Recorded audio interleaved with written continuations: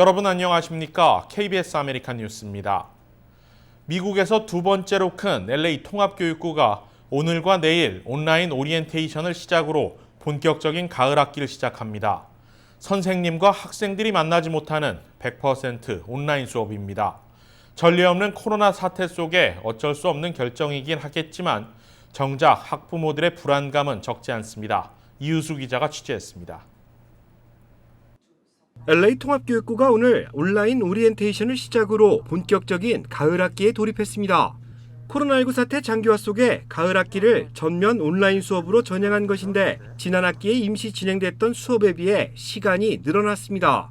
지난 학기 팬데믹 사태로 시작된 온라인 수업은 길어야 2시간을 넘지 않았지만 이번 학기부터는 학년별로 오전 9시부터 오후 2시까지 수업이 이어집니다. 중간에 쉬는 시간과 점심시간이 있지만 거의 정규 교과과정 수준의 수업이 온라인으로 진행되는 겁니다. 학생들은 출석 인증을 위해 아이패드나 크롬북 렌즈에 QR코드를 스캔해야 합니다.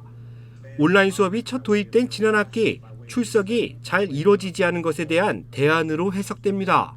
온라인으로 진행되는 수업이지만 과제들도 많습니다. 저학년 학생들은 그림을 그린 뒤 스캔본을 제출해야 하며 고학년 학생들은 에세이도 작성해야 합니다. 학부모들은 이 같은 온라인 수업이 대면 수업에 준하는 학습 효과를 낼 수 있을지 우려하고 있습니다. 특히 저학년 학생들의 경우 집중력이 높지 않기 때문에 학업 성취도가 낮을 수 있다는 지적입니다. 맞벌이 가정도 문제입니다. 사실상 정규 수업에 준하는 교과 과정이 이어지기 때문에 집안에서 자녀들을 돌봐줄 수 있는 보호자가 반드시 필요하기 때문입니다. LA 통합교육부에 앞서 이미 가을 학기를 시작한 다른 교육부들 역시 이 같은 문제점들이 연일 논란이 되고 있습니다. 전국에서 두 번째로 많은 학생 수를 보유하고 있는 LA 통합교육부는 교원 노조와의 합의 끝에 올 연말까지 온라인 수업을 이어갈 것을 결정했습니다.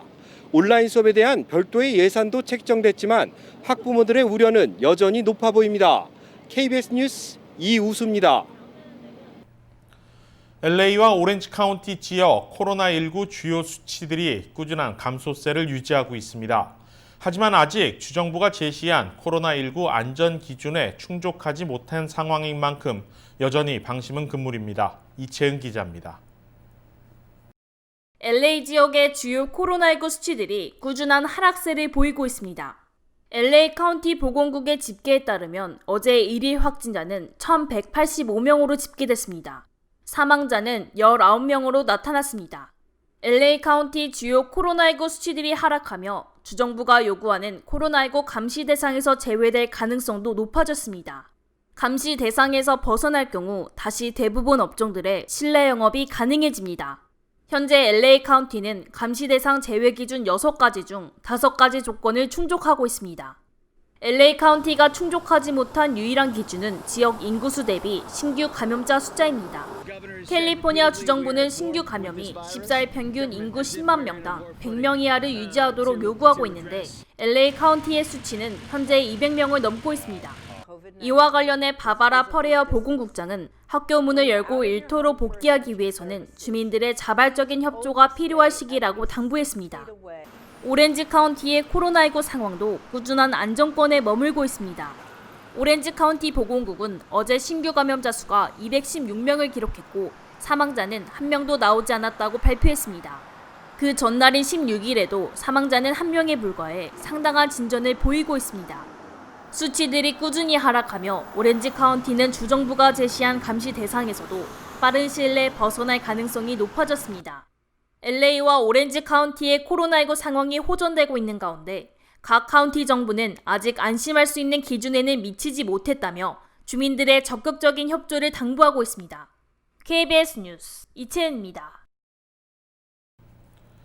민주당 전당대회 이틀째인 오늘 대선 후보로 조 바이든 후보가 공식 지명됐습니다. 트럼프 대통령도 각 당 전당대회가 열리는 기간 상호 존중하던 관례를 깨고 바로 인근 지역에서 유세에 나서는 등 공화민주 양당의 팽팽한 신경전이 벌어지고 있습니다. 김경일 기자입니다. 민주당 전당대회는 사상 처음으로 코로나 확산에 따라 화상으로 막을 올렸습니다. 화면을 통한 진행은 트럼프 대통령과 달리 보건 전문가들의 조언을 따르는 모습이었다는 긍정적인 평가와 형식이 지루해 민주당 지지층을 집결시키는 데 위험하다는 기대와 우려가 교차했습니다. 전당대회 하이라이트는 버니 샌더스 상원 의원과 미셸 오바마 여사의 연설이었습니다. 둘은 바이든 전 부통령을 지지하며 트럼프 대통령에게 맹공격을 퍼부었습니다. Nero fiddled while Rome burned. Trump golfs. Good evening, everyone. Donald Trump is the wrong president for our country. He has had more than enough time to prove that he can do the job, but he is clearly in over his head. 도널드 트럼프 대통령은 민주당 전당대회가 열리는 위스콘신까지 찾아가 조 바이든 후보를 급진 좌파의 꼭두각시라고 공격했습니다. 통상적으로 전당대회 기간 상대방을 예우해 공격하지 않는 게 전통이지만 재를 뿌린 것입니다. 또 트럼프 대통령은 미셸 오바마 여사의 발언에 대해 제정신이 아니라고 반박했습니다. No, she was over her head, and frankly, she should have made the speech live, which she didn't do. She taped it. 트럼프 대통령은 여성 참정권 운동의 어머니 수전 앤서니를 완전히 사면한다고 발표했습니다. 앤서니는 1872년 투표한 혐의로 체포돼 유죄 판결을 받았습니다. 당시에는 남성만 투표할 수 있었습니다. 트럼프 대통령의 이번 사면은 여성 유권자들의 표를 얻기 위한 행보로 분석됩니다. KBS 뉴스 김경일입니다. 트럼프 대통령의 행정명령으로 연장된 실업수당 $300가 3주를 채 넘기지 못할 것이라는 전망이 나오고 있습니다. 당초 $400로 책정됐던 실업수당은 연방재난기금에서 긴급히 전용되는 것으로 전체 금액은 $440억 달러입니다. 이마저도 각 주가 $100를 부담하는 내용이 포함되어 있습니다. 연방노동부는 현재 평균 지급액이 $308에 그칠 것이라고 밝혔습니다. 재난관리청 FEMA는 3주 동안 실업수당이 연장 지급된 이후에는 매주 새로운 기금을 끌어오는 형태로 유지해야 하는 상황이라고 설명했습니다. 한편 연방하원을 주도하고 있는 민주당이 휴회기간 소집령을 내린 만큼 조만간 최소 $1조 또는 합의선인 $2조 선에서 추가 경기 부양안이 통과될 수 있다는 전망도 나오고 있습니다. 남가주 지역의 폭염이 이번 주 내내 계속 이어질 전망입니다. 산불의 정전까지 겹쳐 폭염 경보가 목요일까지 내려진 상태입니다. LA 지역의 오늘 낮 최고 기온은 93도, 하지만 실제 체감 온도는 100도에 육박했습니다.